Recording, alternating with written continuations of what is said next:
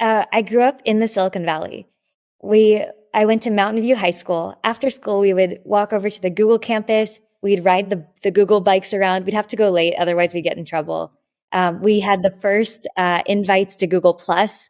Ask me anything about circles. But it was a school where like nerdiness was really like the thing. Everyone was just in this sort of brain space. It was like old Silicon Valley before startups and how they exist today. And one of the coolest, like luckiest parts of going to school in Mountain View, California is that the tech companies nearby would donate equipment and software to the local schools.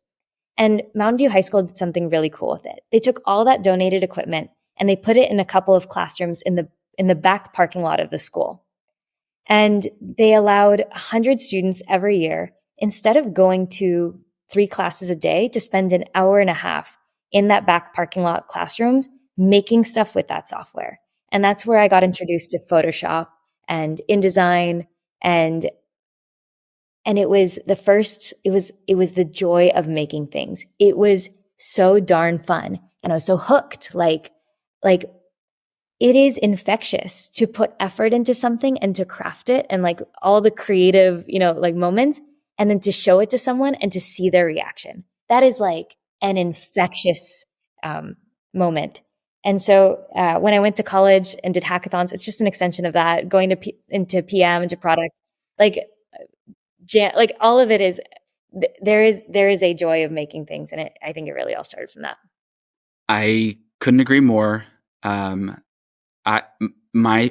story is a little longer than yours because I'm old, but I remember, I remember getting when my dad brought home had at work an Apple II computer, and that was the first computer I used. And I remember the feeling of being able to just type something in and make shapes on the screen. There was a program called Logo, which was very, very old. It was like one of the very first design programs. And that was in for me, the mid 80s. But then I actually had a summer job during college at Lehman Brothers, of all places, the investment bank, but in their graphic design department. And I don't know how I ended up with that job, but I ended up in making, ad announcements about investment deals.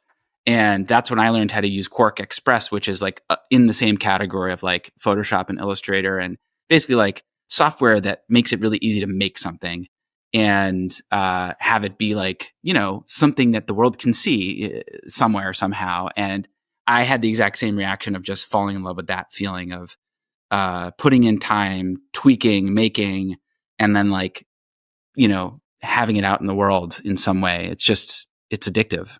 It is totally addictive. So what about after that? Yes. I went to NYU and I went to a really cool program within NYU where you make your own major. So instead of being a math major, every single semester you just take classes in your focus area. You have a professor sign off to say this is fine. At the end, you say what you studied. And so it was very, very exploratory. When I started school, I thought I would be a fashion photographer because I'd spent so much time in Photoshop. I loved making images. And so I thought oh, that's the world I'm going to go and be in. And so I interned at Allure magazine and and I interned at Alexander Wang, and it was a very short internship. And I would cold email designers around New York City, and they would send me to their New York Fashion Week shows to take photos for them, behind the scenes or in the pit at the end of the runway. Most of the photographers are there for media outlets, so they would send me to take pictures for them that would be theirs, and it was so fun. I loved it, but the industry was not as generative and creative as I thought it would be. When you watch Mad Men, you think one thing, but it's kind of a industry with not a lot of opportunity. People are not very nice to each other. It just, the vibes didn't feel right. It was when I discovered computer science and tech at NYU and went to demo days and went to New York Tech Meetup, where it's a full auditorium, people watching startups do 5-minute demos. I was oh yeah, this is the vibe. It's funny. I never quite realized this, but we really followed a similar path. I think I got interested in making through design and visual design, but I didn't really get hooked until I found software. And software, open source software, app like developer communities are just so like open and welcoming and exciting. And every couple of years, there's some new technology that's kind of showing up that's like everybody's kind of excited about and tinkering with. And I felt like the software world, in my case, in the early 2000s, was just so welcoming.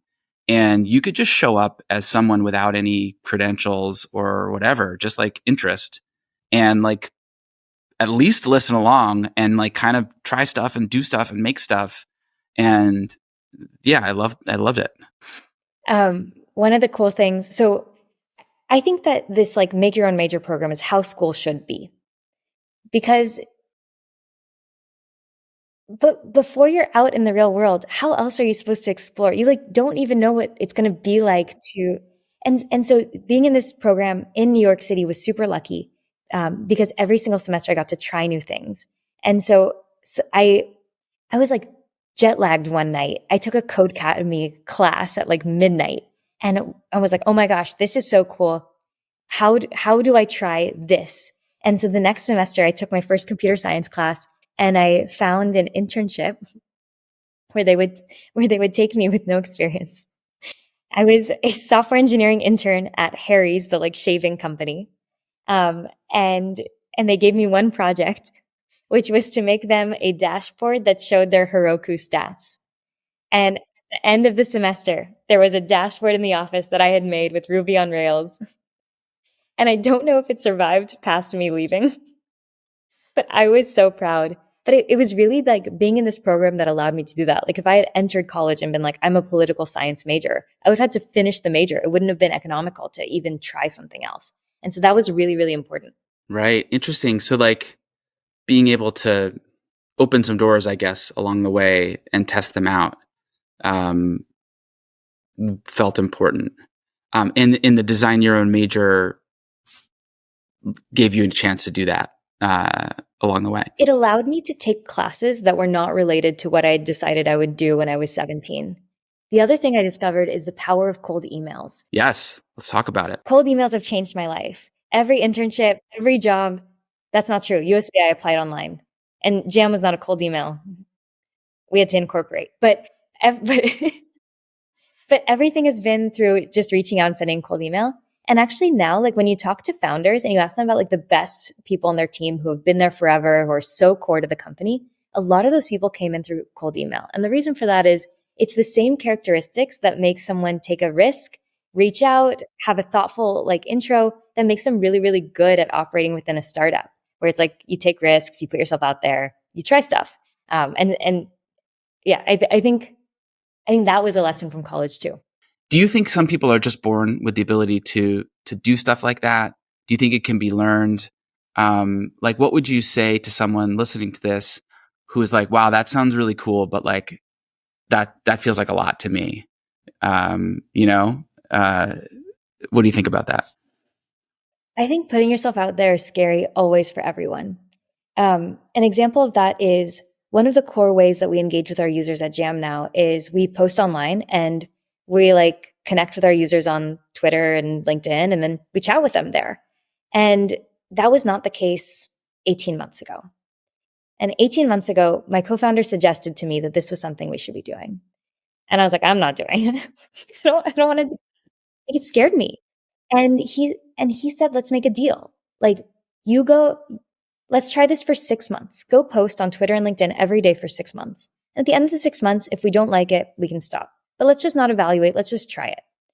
And that first day, I remember my whole body felt like hives. Like I just felt like I was being cringy in public. Like who would just write on the internet expecting people to read it? People are going to think I'm so egotistical. Like I had all these like hangups because putting yourself out there is really scary.